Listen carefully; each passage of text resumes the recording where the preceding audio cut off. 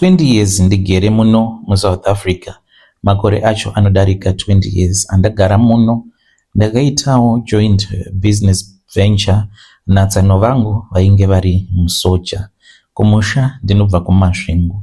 Ndaipota ndichiuya kuzotengesa kuno. Ndaitengesa zvakasiyana siyana mukoma, simbi dzinopisa, nyanga dzezvipembere.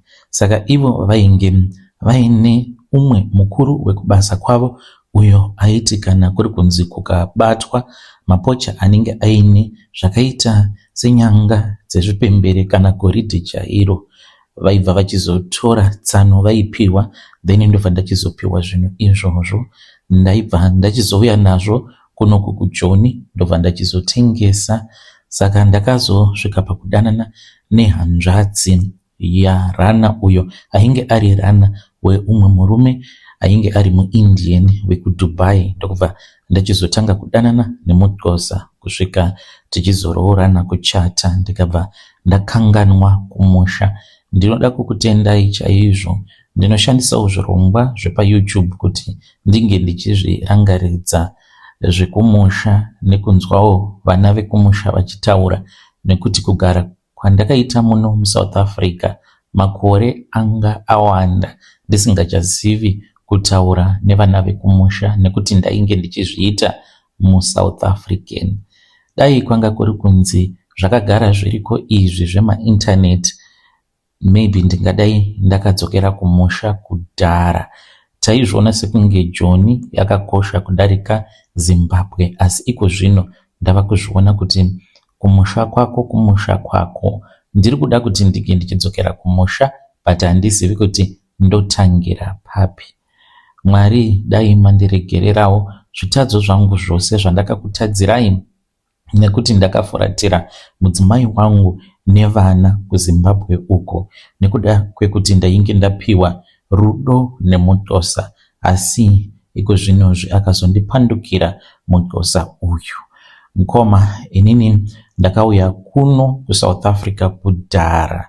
Ndaita izvozvo zvekutakura goridhe nenyanga dzezvipembere tichiuya nazvo kuno tichizozvitengesa. Saka ndakabva ndachizonyudza tsano vangu, ndikabva ndachizotanga kuitawo zvangu, but ipapo ndainge ndava kutodyiwa mari nemuXhosa ndisingazvioni kuti ndiri kutodyiwa mari. Saka ndainge ndisingachakwanisi manje kuti ndinge ndichimaneja zvekuZimbabwe nekumaneja zvekuno kuJoni zvekare nekuZimbabwe. Saka makare zvainetsa kufamba, kwainge kusingafambiki kana iwo mapasipoti acho ainge asingatowanikwi zvekudaro. Saka taingoita zveborder jump, kana wodzokera kumusha waidzokera netruck.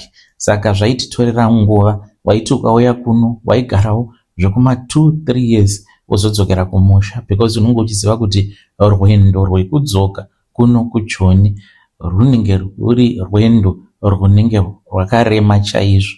Ndakazoti ndawanawo residence yangu, ndaisazviziva kuti kana watova neresidence yemuSouth Africa unototendedzwa kuti unge uchinotora passport yemuno muSouth wotoshandisa passport iyoyo. Saka ndakangoti ndava kuita zvekuno, kana ndazova nemari yakawanda chaizvo ndozodzokera kumusha. Ndakati ndigere nemuXhosa, akandiudza kuti iye ainge ava nepamuviri. Saka ndakange ndisisina basa nemhuri yandainge ndakasiya kuZimbabwe. Nekufamba kwenguva ndakabva ndachizorwara zvakaipisisa nediabetes. Ndopa ndakatanga kuona kuti mudzimai wangu ainge asingachandibati zvakanaka, ainge ongondiitira rafu, nepamwe pekuti ndinenge ndichirwara otondiitira rafu. Mistake yandakaita mukoma ndeyekuti vana vangu vaviri vandaiti vana vangu, Luyanda naZoleka, havasi vana vangu. Ndakatambisirwa nguva upenyu hwangu hwose 20 years ndichirera vana vaakaita neumwe murume. Pandakamubvunza mushure mekunge ndangotangawo kungonyumwa kuti mabatirwo andava kuitwa nemudzimai uyu achiri kundiona here sababa vevana vake kana kuti kwete, ndokubva ndachizoenda kulaboratory yeLandsnet vakandiudza zvavainge vachida kuti pange pachizoitwa DNA. Ndakabva ndatora masamples aya ndikaenda nawo, asi vakazoti vandipa maresults vakati vana vainge vachibuda vachinzi vainge vasiri vangu. Ndakakwanisa zvekare kuzoita mamwe matest results, ndo pandakabva ndachizobata chokwadi chekuti painge paine 0%. Kwava kubva ndachizotaura nemudzimai, ndataura nemudzimai kudaro mukoma, ndo pandakarealiza kuti ndakaita mistake kudhara, nekuti zvinhu zvangu zvose ndainge ndakazviisa muzita raNomusa Muxhosa wacho. Ndiye anokontrola zvose, imba iri muzita rake, kambani iri muzita rake, kana nemotikari ndaingoti zvongoiswa muzita rake, ende iye ndiye akatondipa idea iyoyo. Kwayakabva idea iyi ainge achizviziva kuti kumusha uku ndainge ndakavhara goridhe rainge riri goridhe revamwewo general vekuarmy, ndakavavhara goridhe. Saka akati kana vakazouya kuno vanokwanisa kuzoda goridhe ravo kana upfumi hwako. Ndikati saka toita sei? Akati sezvo tava nemwana, ipapo tainge tichingori nemwana umwe chete, akati tinozotorerwa pfuma yedu, chiita kuti zvinhu zvacho zvose zvinge zvichizova zviri muzita rangu. Saka pakambani yatakagadzira ndakabva ndachizoti tsano, votorawo 30%, then mudzimai wangu akatora 70%. Ini ndikati handidi kubatika pakambani iyoyo. Ndaiva ndiine tarisiro yekuti tichazovhura zvekare imwe kambani, sezvatainge takawirirana kuti tovhura zvekare imwe kambani.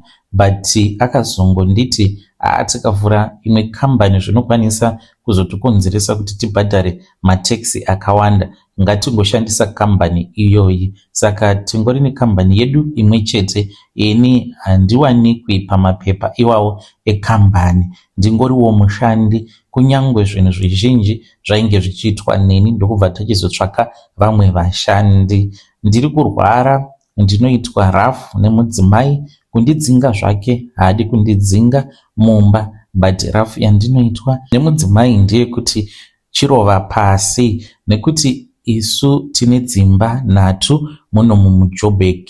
Anongotiwo pano nepapo, ndipo paanongouya kuzongondidongorera. Ndinogara ndiri ndega apa, ndinorwara nediabetes. Anytime ndinokwanisa kungodonha ndichida insulin, apa ndinenge ndisina mubatsiri. Ndiri kungoraramawo ndichingoti Mwari ndichengetei. Handina mari yekuti ndinokwanisa kuti ndinge ndichitsvaka kana maid. Ndinoona sekunge ava kungomirira kuti ndinge ndichifa, ende ndinotya nekuti muno muSouth Africa vakadzi vemuno vanoshanda neyavanoti slow poison kunyanya. Saka ndiri kutya kuti zvimwe kuda achazondiisira slow poison ndobva ndafa.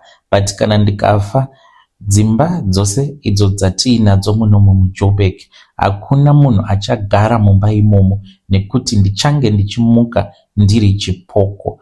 Ichi ndicho chokwadi chandiri kutotaura muzuva ranhasi. Kwandiri kuenda ini ndiri kuzodzoka ndinge ndichizorwidzana navo vanhu ava vakanditorera upfumi hwangu. Kunyangwe vanhu vakati hauna kutorerwa upfumi, wakazviita uchida, but ndaisazviziva kuti iye ainge akamitisiwa neumwe murume angadai akandibudira pachena 2 times. Hakusi kunzi handizvarisi, nekuti kumusha uko ndakatosiya mhuri, ndikatosiya mudzimai nevana, ende vana ivavo I am very sure kuti vana ndevangu, nekuti nemudzimai patakasangana tikatanga kugara tose ndainge ndichigara kwainge kwakaita kumagame park.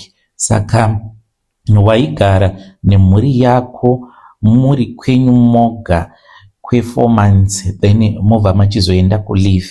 Saka ndaishanda ndiri ndega kune rimwe section, uri wega nemhuri yako, unenge uchingokomunicata nevamwe nezviovha, unless kana kuri kunzi akamitiswa hake nemakudo, because ndakamutora achiri musikana, tikatoenda tikanotanga kurara tose tava kubasa, tikagarako kubasa for more than 4 months, takazodzoka aine pamuviri. saka kuzvarisa ndinotozviziva kuti ndinozvarisa, but kuno mukoma yandakatambwa yakapenga.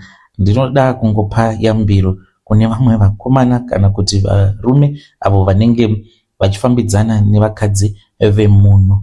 Unofanira kuti pange pachizova nebalance. Kana kuno kuSouth Africa muchiita urongwa hwenyu, iwe nepasaidi unge uchizoitawo urongwa hwako hwekumusha, kuitira kuti zuva raanozokupandukira hauna munhu anokwanisa kuzokubatsira nekuzomira newe. Kutaura kudai handizivi kuti hama dzangu dziripi, ndikadzokera kumusha ndichasvika musha uchiriko here, musha wababa vangu, kana kuti ndichasvika ranguvawo dongo, hama dzose dzakapera kufa. Ndiyo confession yangu. Kana mukaposta nyaya yangu muzondisivisa, ndinenge ndiri mu comment section.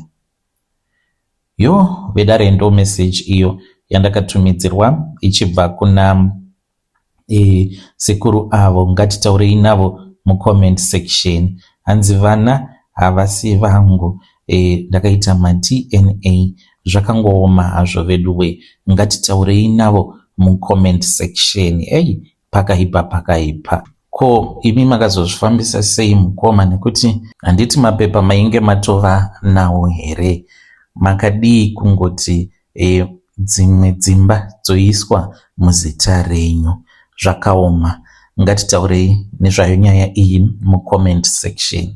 Regedzai tibva taenda panyedu inotevera. Nyedu inotevera yakamira sekudaiso. Hanzi makadii zvenyu mukoma, please post my story makaviko chitupa changu. Ndauyawo pano ndine confession yangu iyo yandiinayo. Ininiwo ndiri mudzimai uye zvekare muchanditi Diana. Nyaya yangu yakatangira mugore ra2023 pandakauya muno mu UK ndokubva ndasiya George, ndakamusiya kuSouth Africa. Pandakati ndava kuwanawo zvimari ndikabva ndati murume kuti arambe akagara muJoni zvinokwanisa kuzoita kuti tinge tichizonetsana, because muSouth Africa ndaingoti vakadzi vemuSouth Africa vanogona kunge vari loose kudarika kuzimu. Saka ndakabva ndachizoti kuno ndava kuita madouble shift. Imi ndava kuda kuti munge muchidzokera kumusha, munge muchimbogara kumusha nevana, then mobva machizouya kunoku. Atikawirirana, akati hapana chakaipa, akadzokera kumusha. Ende mukoma aingoti makuseni zviya achingomuka obva atongoshare live location yake achiti ndinoda kuti unge uchizoisa trust yako yose pandiri. Neniwo zvinhu zvandainge ndatojairawo kuti makuseni ndichimuka ndobva ndatongoshare live location yangu. Saka ndainge ndava kungotarisana nebasa nevana nemurume. Pane zvatainge tichida kuita misikanzwa taingoita pamavideo calls, iye kwaari inini ndiri kuno. Saka zvinoitika kunoku, vamwe vakadzi vakauya muno sema COS caregivers. Zvandakaona mukoma Nashika, nini ndakatomboedza kupandudzwa nevakadzi vamwe avo vandainge ndichishanda navo. Kuno mukoma Nashi vanhu vanohura, vanotsvaka maboyfriends, kunyangwe achizoita kuti murume wake ange achizouya kunoku kuUK, but munhu anenge akatombohura. Vamwe vanenge vachidanana nevarungu kana kuti nemazimba, vachitongonakirwa neupenyu. Asi ina handina kumbogara ndakazviita, handina kumbogara ndakaenda kubhawa. Nguva yangu zhinji yaingova yekungonamata nekutsanya, because kwandinobva ndinokuziva mukoma kuti kune vanhu vasingatodi kundiona ndichibudirira. Saka nguva yekuti ndinge ndichizorara nevamwe varume ndainge ndisitomborina. Ndakaramba ndakazvibata ndichiziva kuti ndine murume, uye zvekare kana zvaita achazouya kuno. George akazouya kuno gore rapfuura. Ndikafara ndikati at least umwe wangu munyaradzi auya. Handina kuziva kuti iye ainge atori neplan yaainge akabva nayo kuzimu ainayo. KuZimbabwe uko kutori naamai nini. Mukoma achizosara zvake ouya kuno kuUK. Amai nini ava vainge vatova 6 months pregnant. Achizondikwereta zvimari achiti ndikuda mari, undikweretese mari, pane zvandikuda kuti ndinge ndichizoita. yainge iri mari yekuti mukadzi wake waakasiya kuZemu ange achienda kunobetserwa kwaprivate. Mufunge zvenyu akaita home birth delivery. Saka auya kuno takazotanga kushanda. Nekuda kwekuti ndine history yakanaka yekubank, mari kana ndichida inobudawo yakawanda. George akabva ati kwandiri ainge achida mari, ndokubva ndaenda ndikanotora mari, ndokubva achizotumidzira mari iyoyo kumusha. Zvimwe zvacho ndainge ndisingatombobvunzi kuti tiri kuzviitirei zvekuti tiri kungokwereta mari kubhengi iwe uchitumidzira kumusha. Ndakangoti ndiye murume, ndiye anoziva zvaari kuita. Saka takazoti tadzokera kumusha last year paXmas, ndopandakasangana neimwe heartbreak yekuti nanhasi uno ndiri kutadza kuzvikamuchira. I then discovered kuti atori zvake nehure rake iro raakatotengera stand nemari yangu. Ndakabatikana mukoma, mwana akatozvarwa, ende iye murume ndokubva achizogara neni pasi kwava kundiudza kuti anoda barika. Ndikati ndo maitirwo azvo here? Kana munhu afunga kuita barika ndozvaanoita here? Apa nhasi uno ndine chikwereti chebank chandiinacho, ndiri kungobhadhara. Tigere zvedu tose nemurume, but dzimwe nguva anotombonorara zvake mune imwe room because anenge achida kutaura namainini. Ina handina kukwanisa kuvagamuchira. Vanombotaura neni mukoma but handipinduri nekuda kwekubatikana. Ndakabatikana zvisingaiti kuti murume wangu shuwa angasvika pakundiita zvinhu zvakadaro. Nesacrifice nemasacrifices andakaita kusvika ndichizomuunza kunoko. Iko zvino akauya kuno kushanda kwaava kuita. Tinototi kana mwedzi wapera zviya, sezvo ari munhu ava nemhuri mbiri, anondipawo shoma pasalari yake, imwe otumidzira kumusha. Zvinoreva izvo kuti hatichakwanisi kuita urongwa because mari yaanokwanisa kungondipa mukoma pamari yaanowana hana imwe extra money yekuti ndingati anokwanisa kuiwana samwe. Saka tinotongodhila neshoma iyoyo yaanowana, inongokavhawo mabills. Kana akavha mabills iwawo anenge asisina kana cent because hure rake rekuZimbabwe rinenge richidawo something. Zvinova zviri zvinhu zviri kundibata. Ndauya pano mukomanashi kuti munge muchizondibatsira nemazano. Ndakanzi naamai vangu ndinge ndichimudhivorsa. Ndomuramba here murume uyu? Ndibetsereiwo nemazano. Ndinenge ndiri mucomment section. Hey vedare, ndo message iyo yandakatumidzirwa ichibva kuna vanzvadzi vedu. Ngatizamei kuti tinge tichitaura navo mucomment section. Hanzi ndo divorce here murume sezvandakaudzwa naamai vangu kuti you have to divorce him. Ngatitaurei navo mucomment section. Zvakangooma hazvo vedu we. Hanzi akazotouya kuno akatosiya mukadzi ari 6 months pregnant. Apa salary iyoyo yava kutoitwa share nepakati kuti mainini vari kuZimu, ivo variko kuUK ikoko. Saka hanzi hatichina chatichakwanisa kuronga because mari yacho ishoma yapakaipa. Regedzei tibva taenda panyedu inotevera. Nyedu inotevera yakamira sekudai so. Hanzi makadii zvenyu mukoma, please post my story makaviko chitupa changu. Ndauyawo pano ndine confession yangu iyo yandiinayo. Confession yangu yakamira sekudai. Inini ndine imwe cousin yangu, handingatauri hangu nezita rake, but she is a socialite. Mind you mukomanashi, handingatauri hangu kuti anoita nezvei uye zvekare nezita repeji rake. Ndakati ndaenda kumusha, ndiriko kumusha uku ndopatikabva tachizofamba. In fact, tichiri kunoku kuZimu mushure mekunge vamwe mukoma vashaika. Mukoma ivavo vakati vashaika ndopatikabva tachizoenda kuno mumwe muprofita kunoku kwatigere kuPretoria. Ndobva tachizoudzwa kuti name hidden, mukoma kunyangwe nezita musatombotaura. akapiwa motikari napasta vekuchechi kwavo. Apiwa motikari, asi motikari iyoyo yainge yakagadzirwa hanzi iri kushandiswa as an altar.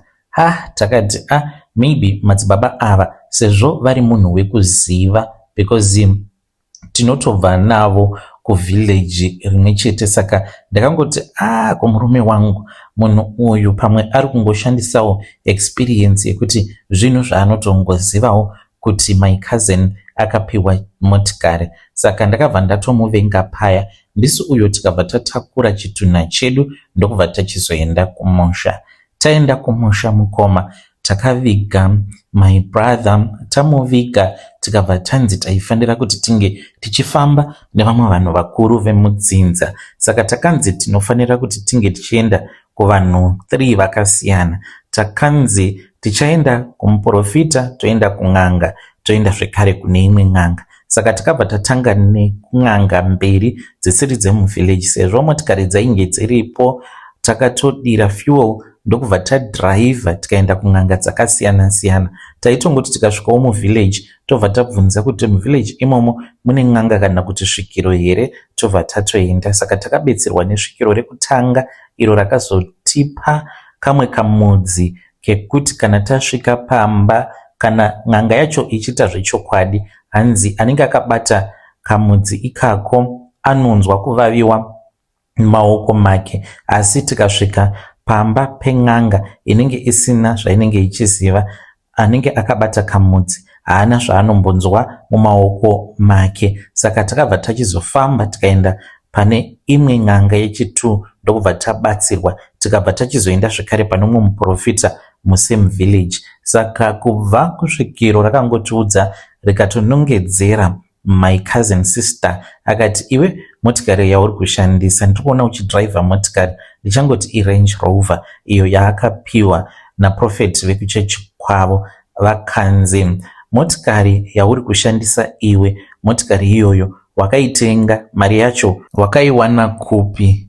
Ndopavakabva vachizoti sisi ndakapiwa naprofeti kuchechi. Saka zvakanzi motikari iyoyo haisi motikari asi itori altar iyo inoshandiswa naprofeti vavo vekuchechi kuti vange vachikwanisa kuzorasirira mhepo dzakaipa idzo dzinova dziri kuvateverera kune kazeni yangu. Saka pakangotaurwa nyaya iyoyo, chakatishamisa semhuri mukoma ndechekuti vakabva vatongosimuka vakati ndokusaka ndisingadi kuita zvemasvikiro, ndokubva vatobuda vakabva vati hakuna zvinhu zvakadaro. Saka semhuri mukoma, kunze kwekuti tinge tichizova united, takazogumisidzira tatova divided, because my cousin iyewo ane vake avo vanomutevera vanodyawo paari. Isuwo zvedu tigere kunoku kuSouth Africa hatina zvakawanda zvatinonyengerera pamberi yake, because hatinawo zvatinobhenefita kubva pazviri. Saka zvinhu zvakatokonzeresa kuti as a family tinge tichizova vanhu vasingachawirirani. Ndauyawo pano mukoma ndichitodawo mazano kubva kune vedare renyu kuti zvazvadai semhuri zvinoratidza kuti hatichatowirirani, because tatova divided, kuti vamwe vava kune rimwe divi apa isuwo tiri kune rimwe divi. When you post my story mukoma, muzondizivisawo. Ndikungodawo maadvices kubva kune vedare renyu kuti as a family kana mukaenda kun'anga, kumaprofita, then pobva pachizonongedzerwa munhu umwe chete kuti ndiye akakonzeresa kuti umwe wenyu, hama yenyu, inge ichizofa, then mobva machizova a divided family, muchitoriko kun'anga ikoko, zvekuti mugrupu mukoma, vanhu varimo mugrupu, munhu haangazobudi zvake mufamily group, but unotoona kutoti patova nedivision yakaomarara irimo mumhuri, and kuti tinge tichizonzi tichava dzinza rinowirirana zvekare zvichatonetsa. Saka vamwe vachibuda mumatare vachiti n'anga in'anga yefake, vanhu ava vaita zvekufonerana vachiudzana zvekutaura. Isu vamwe takangosara takagaramo mudare, but n'anga iyoyo yakadanidzira ichiti pane ari kuzodonha manje manje. Ndine imwe sister yangu uyo akapotsa aita accident kuna Enterprise uko akapotsa afira pasport. Motikari yavo handioni kana ikagadzirisika. Vainge vari vaviri, iye nemurume wake vachibva kubasa, vakaita head on, but my sister Stacy ndiye akakuvara akatombogara muchipatara. Saka izvi zviri kutokonzeresa kuti tinge tichizova vanhu vasingawirirani. Ndiri kudawo help kubva kumhuri yeZimbabwe. Kana muina pastor wamunoziva, please ndipeiwo kana mafone numbers ake, kana kuri kunzi kunenge kuine church yekuti tinokwanisa kuenda ikoko tikanoyananiswa sedzinza, tikwanise kuti tinge tichishanda tiri pamwe chete tisolve dambudziko iri, because kufa kwakaita mukoma hakunzwisisiki. Kana zvimwe zvakaitika parufu rwavo zviri normal here kuti guva rinocherwa mukoma? Vanhu vachera vachitoti hanzi painge pakapfava panzvimbo pavakachera, but all of a sudden vakazongoona ruware. Vanhu vava kutoda kutopedza, gomba ratodzika, ndopavakazongonorova ruware. Pakatomboedza kushandiswa zviya zvimishini zvinodrilla, but chakatadza kuti chinge chichidrilla kudzika. Ndokubva vachera zvekare rimwe gomba, ndokubva vachizowana nyoka. Nyoka iyoyo havazivi kuti yakabva nepi, vakangokaruka vatongoona mugomba matova nenyoka. Saka izvozvo zvakaitika, vamwe vainge varipo vanhu vakuru vakati zvinenge zviine chirevo. Yo pedare message iyo yandakatumidzirwa ichibva kuna vanzvadzi vedu. Naimi kozvazvakangooma hazvo vedu way. Let us try to speak with our dear sister mucomment section. Yo pakaipa. Regedzai tibva taenda panyedu inotevera. Nyedu inotevera yakamira sekudai so. Hanzi makadi zvenyu mukoma, please post my story makavika chitupa changu. Ininiwo ndiri mudzimai uye zvekare ndinogara mucare home pari zvino, but nyaya yandiunza pano zvinhu zvakaitika kudhara apo pandakauyawo kunoku kumhiri kwemakungwa. Mukoma, zita rangu muchanditi Mai Sama, uye zvekare ndava ne36 years ndigere muno munyika yeUK. Ndakasvika kuno kuLondon ndiri nurse nemurume wangu, asi murume wangu akazoshayika mushure mekunge tauya kuno. Ndakati ndafirwa nemurume ndakabva ndachizobatwa neshungu. Ndaiti kana ndikaona mukadzi anenge aine murume wake achifara, ndainzwa kubatikana zvisingaiti, ende ndainge ndisingachadi kuona munhu anofara mumereji make. Asi chokuita ndainge ndisina. Ndakazoti ndadzokera kuZim after 6 years mushure mekunge murume wangu ashayika, ndokubva tachizoenda kuChipinge uko kwainge kuchirohwa guva. Ndokubva taendako, takati tabvako ikoko ndopandakatanga kurota hope. Ndaiti kana ndikamuka ndinenge ndakazara mate mumukanwa. Ndakatanga kuona zvinhu mumba mangu. Chinhu chandakatanga kuona yainge iri kamba. Ndikashaya kuziva kuti kamba iyoyo yainge yakabvepi. Handina kunge ndakaziva kuti patakaenda kuChipinge ndakabvako ndatotemererwa nyora dzeuroyi. Makore ose awa andararama kubva pandakatemererwa nyora dzeuroyi, ndakaroya vakadzi 5 avo vandakaroya vakasvika pakufa, vandainge ndichishanda navo. Vose vakafa nechirwere chimwe chete cheheart attack. Iko zvinozvi ndinogara mucare home. Vana vangu havandidi nekuti ndiri muroyi, uye zvekare handina munhu anondida nekuda kweshani reuroyi. Zvino usiku handirari, ndinenge ndichingochema. Ndinoona manesi aya 5 vandakauraya vanouya. Kana vauya vanenge vakatenderedza mubhedha apo pandinenge ndakarara. Saka vanenge vachiti kwandiri, iwe Margaret wakatiuraya nguva yekufa isati yakwana. Zvino kwatakaenda takadzoswa tiri kuudzwa kuti tinge tichiuya kuzokutora.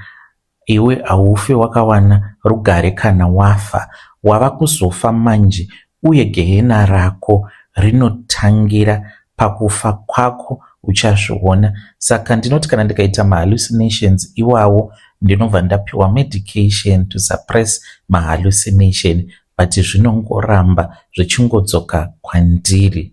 Ndiri kureurura zvinhu izvi because ndaneta nekuramba ndichingoshungurudzwa nemhepo dzevafi. Sezvo vana vangu vakandiramwa, handichina umwe munhu wandingakwanisa kuudza nyaya iyi kunze kwenyu mukoma. Kubvawo zvandakazobva kumusha handina kuzodzokera because ndainge ndoda kuti ndinge ndichivaka upenyu hwangu kuno kumhiri kwemakungwa. Saka handina hama dzandinotaura nadzo.